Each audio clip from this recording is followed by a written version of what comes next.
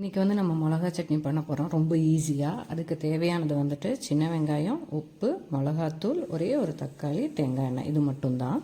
So நம்ம இப்போ start பண்ணிடலாம்.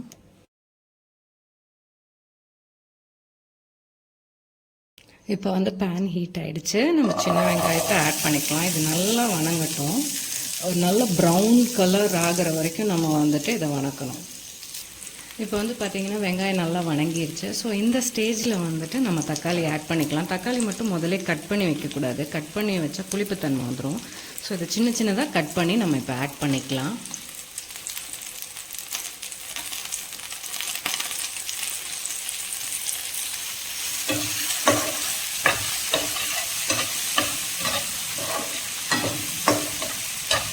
இப்போ வந்துட்டு நம்ம தேவையான அளவு உப்பு போட்டுக்கலாம்.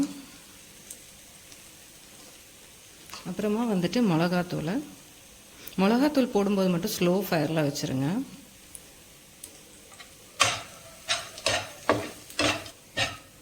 அவ்வளோதான், ஆயிடுச்சு. நம்ம இதை ஆற விட்டுட்டு நம்ம மிக்சியில் போட்டு அரைச்சிட்டோன்னா மிளகா சட்னி நம்மளுக்கு ரெடி ஆகிடும். ஒரு அளவுக்கு அரைச்சா போதும், ரொம்ப நைஸாக நம்ம அரைக்க வேண்டாம். ஸோ இதை மிக்சி ஜாரில் மாற்றியாச்சு. நான் அரைச்சிட்டு வந்துடலாம். ஸோ இந்த பதத்துக்கு நம்ம இப்போ வந்துட்டு அரைச்சிட்டு வந்துட்டோம். ஸோ இதில் தேங்காய் எண்ணெய் ஊற்றிட்டோன்னா அவ்வளோதான், முடிஞ்சது.